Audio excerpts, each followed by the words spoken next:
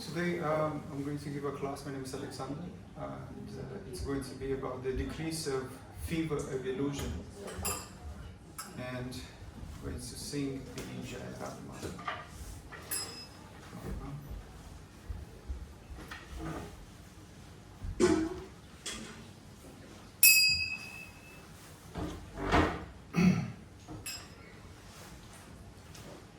Jaya Radha Madhava Kuja Vihari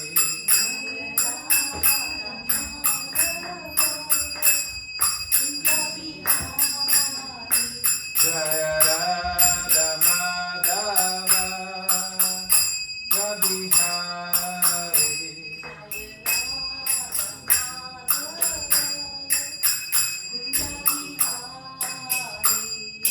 Gopijana Vallabha Giridharadhari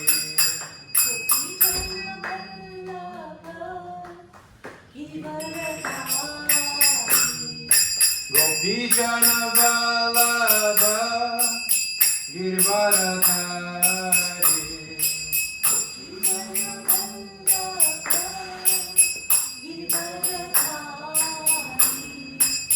Yashora Nandana Braja Jana Ranjana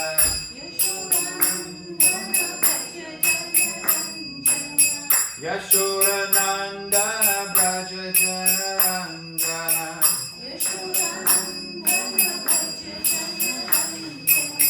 Yamuna Tira Vanachari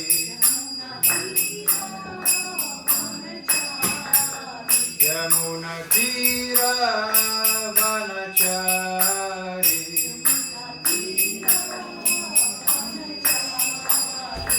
Jaya Radha Madhava Kunja Vihari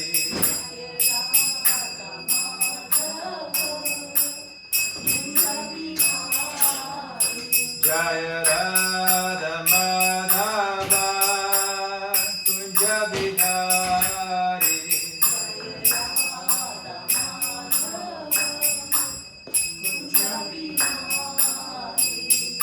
Gopijana Vallabha Giridharadhari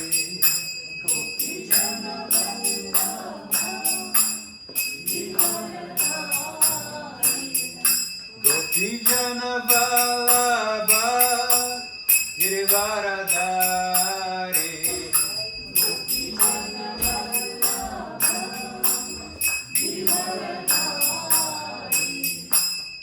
Yashora Nandana Braja Jana Ranjana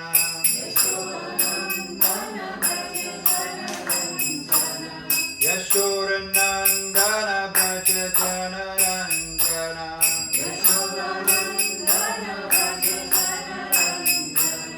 Yamuna Tira Vanachari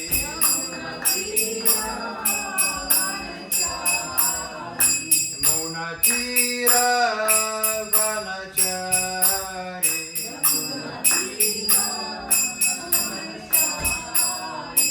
Hare Krishna Krishna Krishna Hare Hare Hare Rama Rama Rama Hare Hare Hare Krishna Krishna Krishna Hare Hare Hare Rama Rama Rama Hare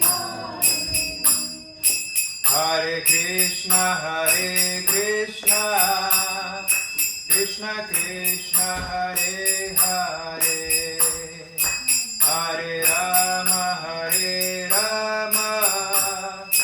Rama Rama Hare Hare Hare Krishna Krishna Krishna Hare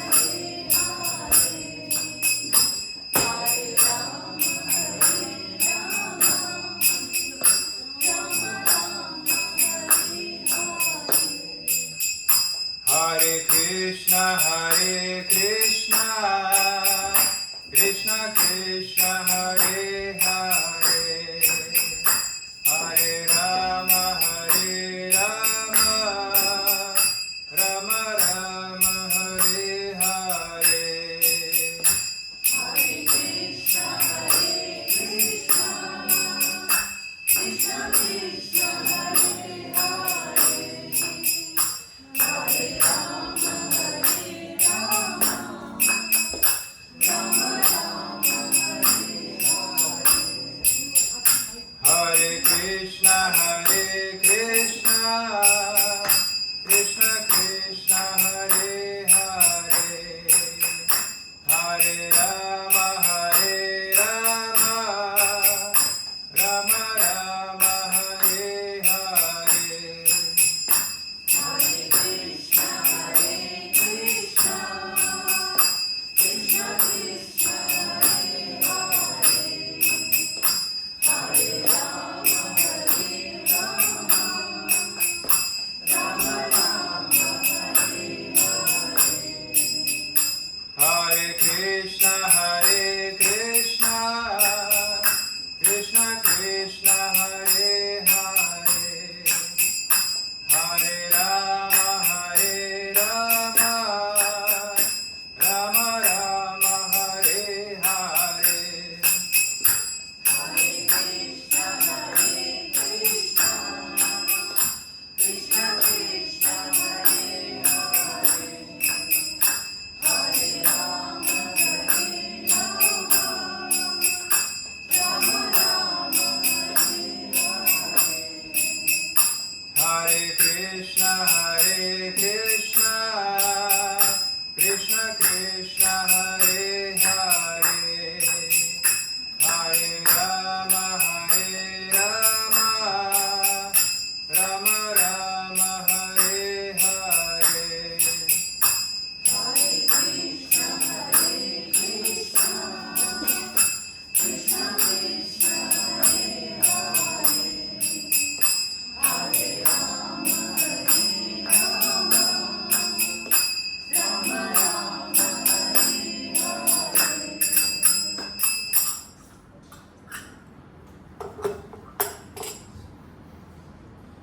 So today I'm going to recite one shloka from Bhagavatam, 1:8-26. Please repeat after me.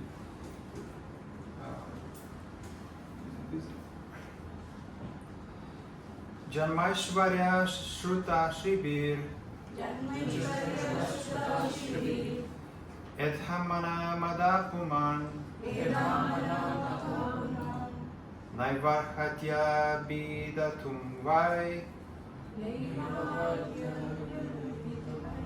Vamma Kinchana Gacharam. Anyone would like to recite? So we can follow.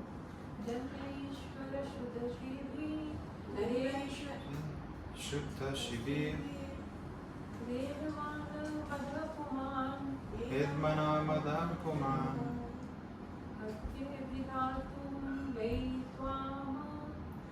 Naivarhatya Vai. We can't see it. Oh, No, I want in Sanskrit. Yeah. oh, Sanskrit, okay. Yeah. Neivar Hatya Hatya Vidhatum Ve Neivar Vama Kinchana Gocharam Vama Kinchana Gocharam.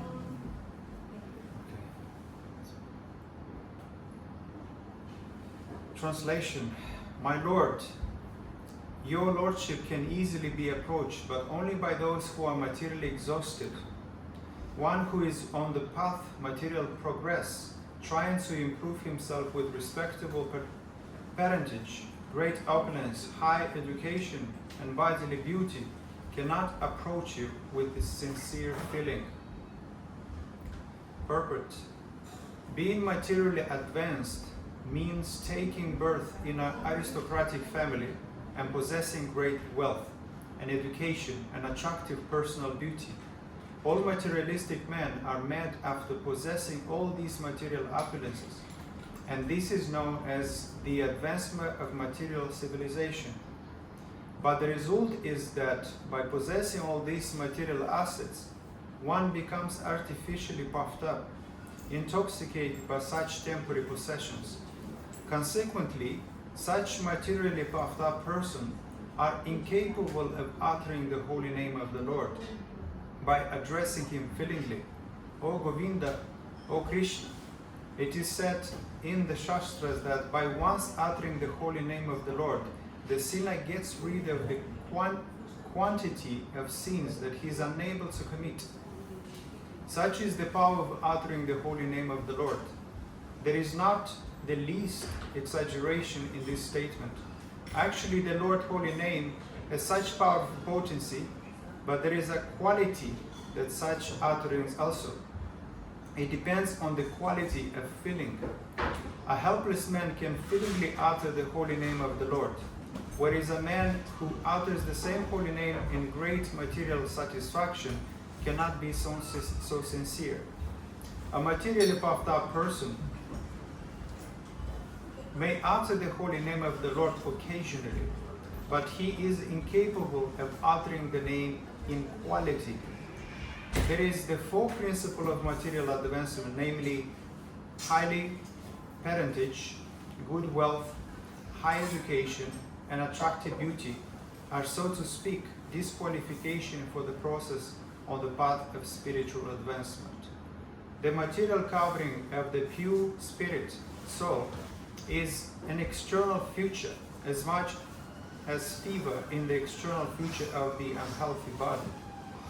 The general process is to decrease the degree of the fever and not aggravate it by maltreatment. Sometimes it is seen that spiritual advanced persons become materially impoverished. This is no discouragement. On the other hand, such impoverishment is a good sign as much as the falling of temperature is a good sign.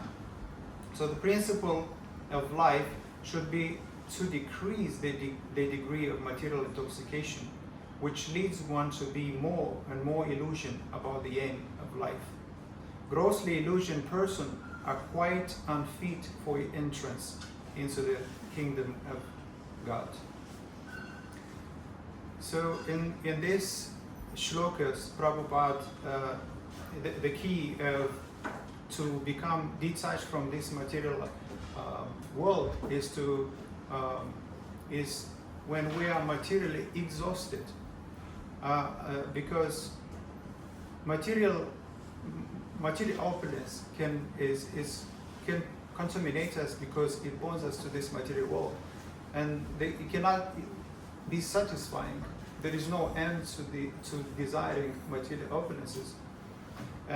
But when we feel exhausted by these material opulences, trying to satisfy our senses, then we can approach Krishna with sincere feeling. So here I've highlighted a few notes that by possessing all these material assets, one becomes artificially puffed up. What happens to a person when he becomes all of a sudden rich or famous or was accomplished a title, for example. It affects our ego. We become a little bit arrogant, and sometimes people act as superior and treat others from above.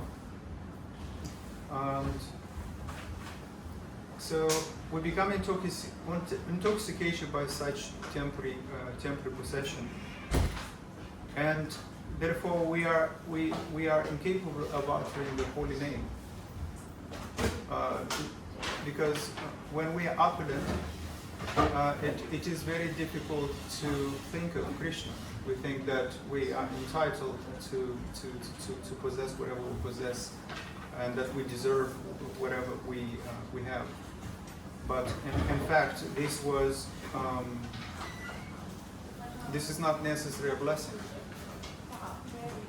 So, but by once uttering the holy name of the Lord, the sincere can get rid of all his sinful reaction. Such is the potency of the holy name. And but the most important thing, it says the quality of our chanting, reciting the holy name, is what makes a huge difference. When our chanting becomes very mechanical, there is still benefit in it, but it's not as effective. So quality is critical, and quality can be cultivated through constant chanting. Prabhupada says that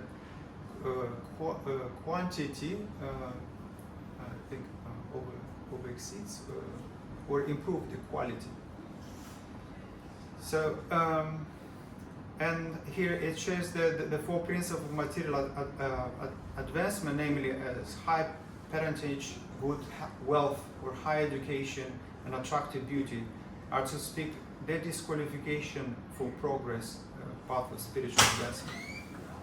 Because when we, especially when we have a beautiful future, we're seeking approval. We're especially ladies, you know, who have beautiful futures. They are more attracted to the Hollywood. They are not really attracted to approach the Supreme Lord. And on the other hand, someone who is less seemingly less beautiful is more fortunate most of the time. And he is more inclined to approach Krishna as a result of that. And sometimes it is seen that spiritual advanced person become materially impoverished. And so such impoverishment is a good sign as much as the falling temperature is a good sign. Because when we are experience poverty, that's when we remember Krishna. That's when we pray. So in the modern civilization, success is defined by these four things: high birth, wealth, education, and beauty. And these are the very things that disqualify us as spiritual progress. And the reason is because they create madness, and it clouds the heart, and it inflates the ego. We become very proud of what we possess, about our abilities, forgetting that Krishna is the ability in person. And whenever we are captivated by someone's talent, someone's beauty, someone's skill, someone's intelligence, we're thinking that, oh wow, he is such a talented person, he's such a beautiful, intelligent person, but and we envy them. But in fact, because since Krishna is the ability man, we are envy Krishna. So whenever we see these opulences manifested through a person, it's due to their karmic, past karmic activities. And then, therefore, you see the manifestation expressed through someone. And you see the presence of Krishna. And instead of envy them, we should remind ourselves that this is the ability. Krishna is the ability in person. And he is the beauty, he is intelligence, he is all knowledgeable. And therefore we are attracted and captivated by that spark within the person. And it's very easy to confuse that with me. I'm intelligent, this is my talent, this is my effort. But in fact, we're just a channel in Krishna's hand. So what happens when we don't get things what we want? It is a verse, Bhagavad Gita 263. From anger. Voices are very small, we can't read. Oh, well, I will read first and then. Yeah. From anger, complete delusion arises, and from delusion, bewilderment of memory. When memory is bewildered, intelligence is lost. And when intelligence is lost, one falls down again into this material pool. So whenever we don't get what we want, we usually get angry, especially when our senses are not fulfilled, when our partner is not satisfying our needs. And so we become angry. And from anger, our senses become bewildered. And when our senses become bewildered, our memory becomes bewildered. And perhaps you have experienced this in your in work environment, where someone didn't satisfy your needs, and therefore you become angry. And then you're trying to argue your point, and you forget to. You cannot be reasonable when you are angry. But then as soon as you leave them, your rational mind comes back. It's like, why didn't I think this way? Right? I could have said this, but at that very moment you couldn't think reasonably. You acted emotionally, and that is because when we anger, from anger, complete delusion arises, which is the bewilderment of the senses. And so, when our senses are bewildered, we act very irrational and very silly, and we say harsh words. And so here is a couple of stories that I would like to share. I didn't memorize them, but it's from Bhagavatam. The story of Sudama. Oh, I didn't. If you'd like to, the screen is too small to. Yeah. It's the story of Sudama Brahmana. The poor devotee of the Lord of Dvaraka. It's from Cant 10. So the story goes like this. Sudama was a poor Brahmana and an old friend of Lord Kṛṣṇa from their time in Gurukula. He lived in such extreme poverty that his wife, distressed by their condition, begged him to approach Kṛṣṇa for help. Reluctantly, and with only a handful of chipped rice tied in a cloth, Sudama walked to Dvaraka. Upon seeing Sudama, Kṛṣṇa immediately rose from his throne, embraced him, and washed his feet with his own hands. Despite Sudama bringing only broken rice, Kṛṣṇa ate it with great pleasure, saying, "This handful of rice is more valuable to me than the entire wealth of 3 worlds." Sudama was too embarrassed to ask for anything. Yet when he returned home, he found his hut transformed into a beautiful palace. The Lord had given him everything, not because Sudama asked, but because he came with pure devotion, humility, and no pride. And so here, the story of Sudama reveals that we can approach Kṛṣṇa through devotion and humility. And Sudama had no wealth, beauty, or worldly prestige, but because he was not intoxicated by material opulences, he was more inclined to approach Kṛṣṇa intimately and with humility and devotion.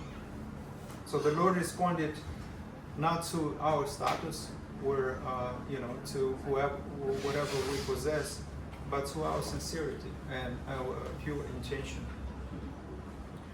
And so the second story is about the King Bali, the greatest emperor who became the beggar for God. And King Bali was the most powerful ruler in the universe, having conquered even the heavens.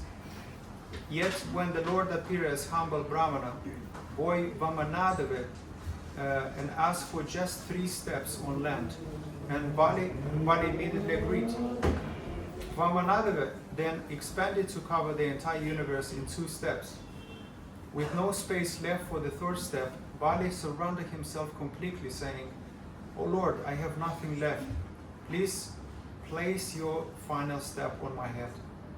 He was arrested by the demigods for giving away everything, including his kingdom, but he never complained.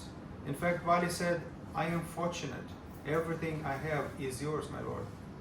Seeing this humility, Vamanadeva not only released him, but made Bali the ruler of spiritual planet, Sutala, and promised to stay there with him eternally. So here, on the other hand, there is a poor Brahman, Sudama Brahmana, who was a poor and had nothing to offer but his devotion. And on the other hand, Bali, who was the emperor of the greatest emperor, became a beggar. In spite of all of his opulences, he gave up everything, and in offering everything, he became nothing. At the same time, he became spiritually everything. So sometimes when we have nothing, seemingly we have everything. We lose our temporary thing to gain the eternal relationship with Krishna. So Sudama and Bali Maharaj represents two different material situations: complete poverty and the other everything. Yet both please the Lord through the humility and devotion. So the three words I think we should pay attention is the word pleasing is key to please Krishna, and humility and devotion, because everything starts with humility and ends in humility. But humility, we don't automatically become humble. Humility usually is cultivated through devotion and through association with few devotees. So Sudama, the poor Brahmana, had nothing to offer but devotion. But Bali, the wealthy king, gave up everything to offer himself. And one quote I often quote about the offering is when I came across a quote in my life that says that the purpose of life is to find your gift, and the meaning of life is to give it away. So this is a beautiful way of living, and this is exactly what Bali did, is to offer himself, not just his gifts, not just his opulences, but himself. He offered, please do what you will with me. So, but when one is not intoxicated by high birth, wealth, education, or beauty, but instead becomes humble and surrendered, then one can freely call out with feelings for Krishna. That's when we become real and sincere. So there is two different helps. Feelings is the currency of spiritual life, not just fancy words. So Krishna only hears when we cry, not when we are pride in our position. And here is like a person who's calling for help, but out of comfort, versus the person who is drawing into this material world, and he is desperate for Krishna's help to give him a hand. Therefore, Krishna helps.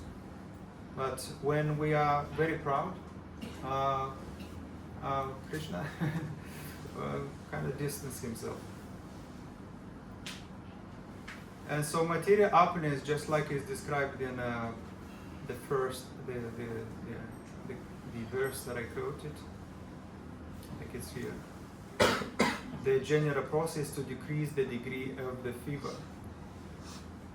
And so material opulence is just like a fever. Attachment, when we are having a high fever, is because we have so many attachments to things, to possessions, to goals, to dreams, to titles, to family, to friends, and society. And when we become detached, our fever goes low and we are less depressed. And so fever is not health, it's a symptom of disease. And lowering the fever is health. Increasing it is the spiritual death. So, but to become detached, in fact, I think Radhanath Swami said that the only way to become detached is to become attached to eternal activities. Therefore, become released from the temporary activities. Because as we become attached, cultivate pure attachment for Krishna, our taste, poor taste, declines. In fact. So trying to reach Krishna with pride, fame, wealth is like trying to swim across the ocean with a bag full of gold.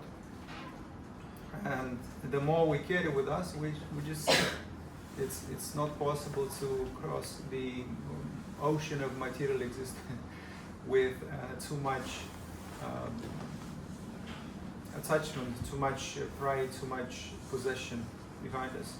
Because ultimately everything sinks, and we sink along with it. And so trying to light a candle with devotion while surrounded by hurricane and ego is futile. First block the wind, then strike the match. And so sometimes ego is, you can say he-go or she-go, but it should be we go together instead of ego. As ego, if you want to go fast, you can go by yourself. But if you want to go together, you should go together. I mean, if you want to go far, then we should go together. But if you just want to climb a hill, we can climb a hill by ourselves. But if we have a goal of climbing the Mount Everest, then we need a team. In this way, we surround ourselves with other devotees who is trying to achieve the main goal of life, which is Krishna. And so material enjoyment is like drinking salt water to try to quench our thirst. It's practically impossible. The more you drink salty water, the more you want to drink. And so when there is ever enough of this material happiness and would satisfy our senses, we can never get satisfied. The senses, the more you satisfy, the more it wants. It's an unquenchable beast. But what about love? Is there ever enough love? Love is never enough. So there is no unlimited amount how much we can love and work Krishna. So the real danger is false identity. Is when we identify with our body, with the status, with the wealth, with our reputation. I am the boss, or I'm a leader, or I'm the president of the United States. And so we are spirit souls, part and parcel of Krishna. And when we forget this, we fight, we compete, we suffer. When we remember, we serve, love, and awaken.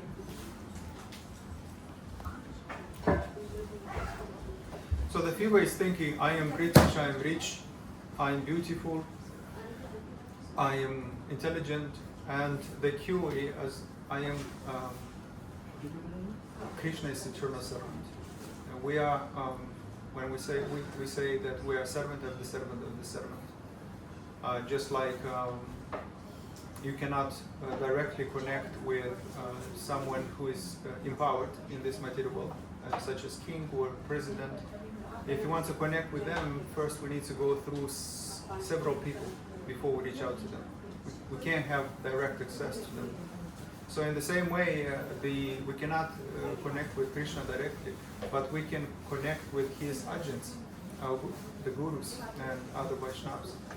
And Prabhupada says that we shouldn't try to serve Krishna directly, because he is pleased when we serve his children, his devotees, and that's one of his love languages. That's when he's the most pleased, when we serve his devotees instead of him directly.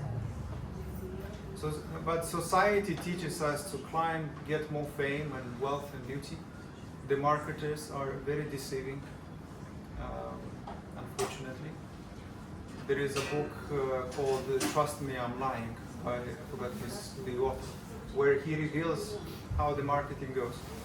And their motto is sell what spreads, not what's good.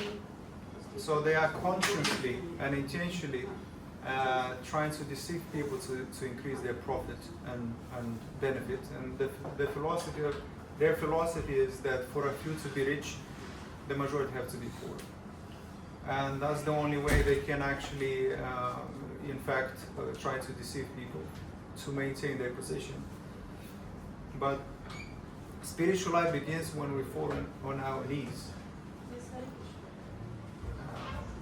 So Prabhupada gives us the 0 and 1 analogy. And so material assets are equal to 0 if there is no Krishna in one. So Krishna is the one. And whatever you add a 0 to that, to 1, then it becomes favorable. And but just the 0 on its own, it means nothing. So your beauty, fame, wealth, or education without Krishna has no spiritual value. As simple as that. But once you put Krishna together, you link, you merge with Krishna, then there is benefits in it. So material asset cannot buy love, peace, or freedom from death. Can money buy freedom or peace or love? It's impossible. Can fame protect people from fear or disease? I've been curious when I was studying about the famous people who reached the pinnacle of the success, what the majority of people are aspiring for. And I came across Kobe Bryant. Probably he was the greatest, if not the best, basketball player. And he reached the pinnacle of his success. And he had 4 kids, $400 million, right? And then all of a sudden, one day he went into a helicopter with his daughter and 8 or 9 other passengers. And he crashed and they died. They lost their life. And so the question is, what's the point? What's the point of that success? I ask myself, what is that pursuit? He played all his life and then he achieved what the majority of us wants. Then all of a sudden he lost everything in 1 second. And then I started to notice that people start to interview, talk about Kobe, and teach others about how disciplined he was and we should be like him. And to me this is insane. Why would you want to achieve what he achieved when he lost everything? What's the point of that? If you can actually lose everything and miss out to understand the meaning of life. Or Steve Jobs, he also was quite an authority, where he also achieved the pinnacle of his success, and then he got severely sick and died. But even though that happened, nobody questioned why did he die. On the contrary, people want to pursue his type of, or aspire to achieve what he achieved. But for me, if you think about it, this type of premature death leave clues behind it. We shouldn't neglect it. Like, okay, he dies, everybody dies, but we should let those moments guide us. Maybe this is not what I'm supposed to achieve. And so, man with many zeros but no Krishna is spiritual bankrupt. Attachment to zeros inflates the ego and deflates the soul. And I used to live in the United States, and before I actually flew to the United States, I went there with the main one goal in mind, to become rich and famous. And fortunately for me, I went through some hardships, and I had money. I was unhappy, and I had no money. I was not happy. But unhappiness and suffering completely transformed me, and it turned my life around, and I ultimately found Krishna in it. That's why Kunti Devi says that let there be calamities, because in calamities we see you. And so, and there is perhaps someone is familiar with the destination disease. Sometimes we say that when I'll get there, or when I'll get this, or I get married, then I'll be happy. So that's called the destination disease, when we think that my happiness is in the future. So we focus on temporary activities rather than future activities. And usually 4 things happened. I've learned this from one of my favorite leaders, his name is John Maxwell. That before a person changes, 4 things must happen. And the first thing is when we suffer enough that we must change. Then the second one is when we learn enough that we want to change.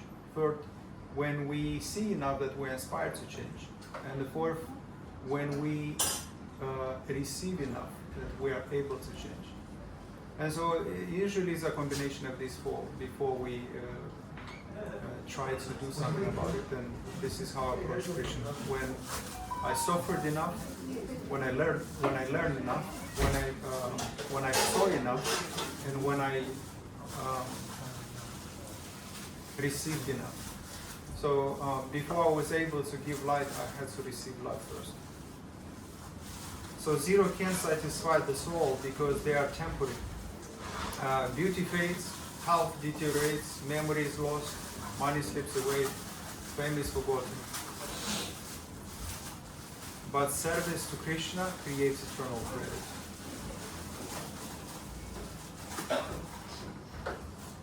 So without Krishna, equals disqualification, and with Krishna is spiritual wealth.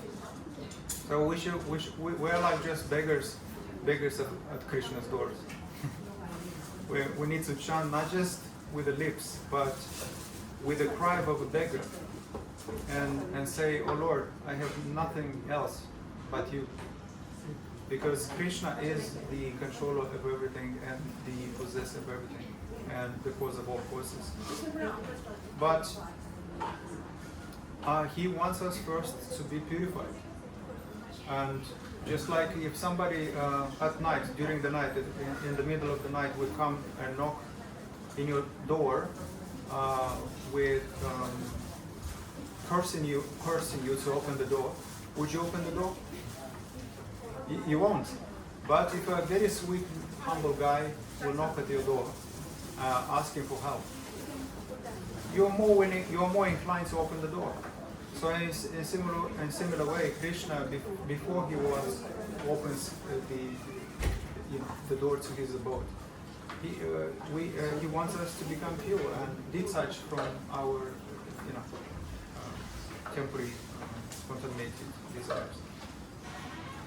And so the problem is that sometimes we scroll, sleep, repeat.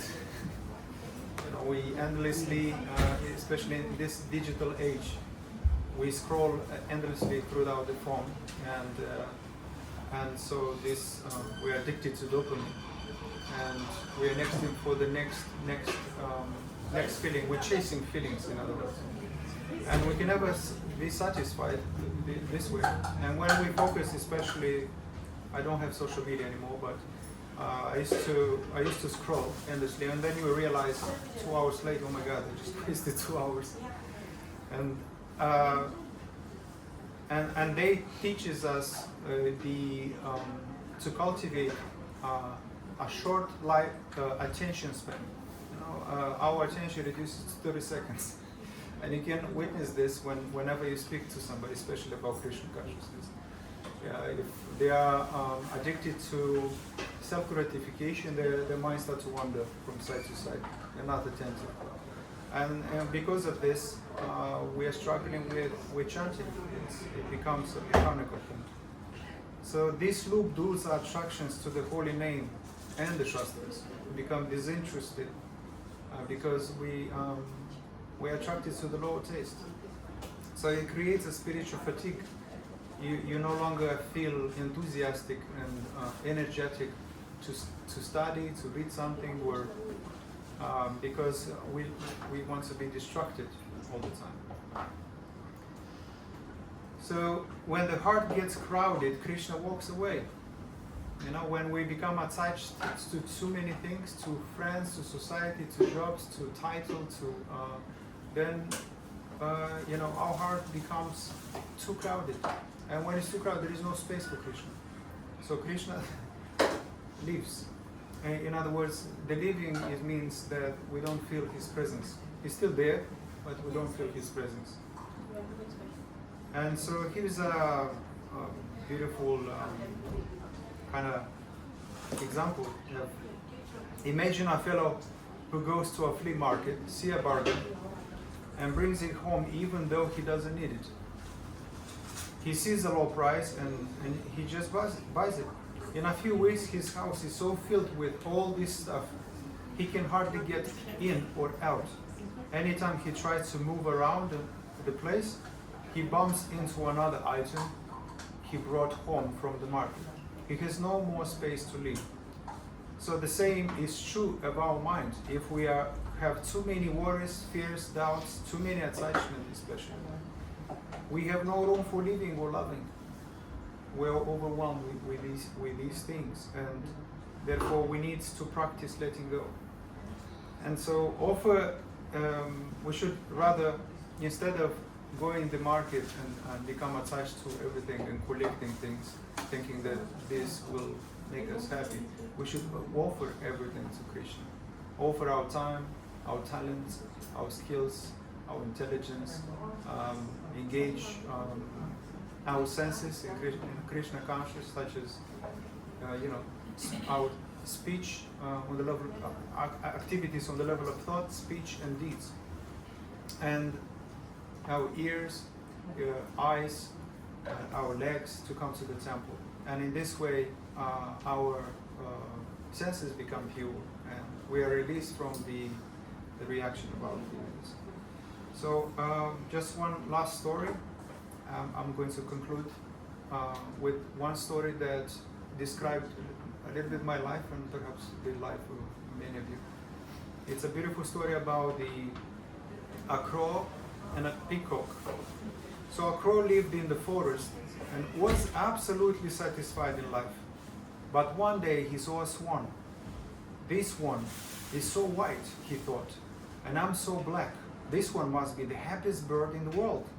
He expressed these thoughts to a swan. Actually, the swan replied, I was feeling that I was the happiest bird around until I saw a parrot, which has two colors. I now think the parrot is the happiest bird in creation. The crow then approached the parrot. The parrot explained, I lived a very happy life until I saw a peacock. I have only two colors, but the peacock has multiple colors. The crow then visited the peacock in the zoo and saw that hundreds of people had gathered to see him. After the people had left, the crow approached the peacock. Dear peacock, the crow said, you are so beautiful. Every day thousands of people come to see you. When people see me, they immediately shoo me away. I think you are the happiest bird on the planet. The peacock replied, I always thought that I was the most beautiful and happy bird on the planet. But because of my beauty, I'm entrapped in this zoo. I have examined the zoo very carefully, and I have realized that the crow is the only bird not kept in the cage. So for the past few days, I've been thinking that if I were a crow, I could happily roam everywhere. So it's a beautiful story that pretty much describes half of my life. So there is the four cancers of the mind based on these stories. I heard this from Jay Shetty. He's a compare, complain, criticize, and compete. They steal your peace and drag your feet. But chant with faith and be complete. Serve with love at Krishna's feet. So the real happiness is remembering and serving Krishna. And one last quote from Chaitanya Charan. Jealousy makes us expert at two things: counting the blessing given to others and discounting the blessing given to us. Yeah, so with this being said, let's conclude. Hare Krishna, thank you.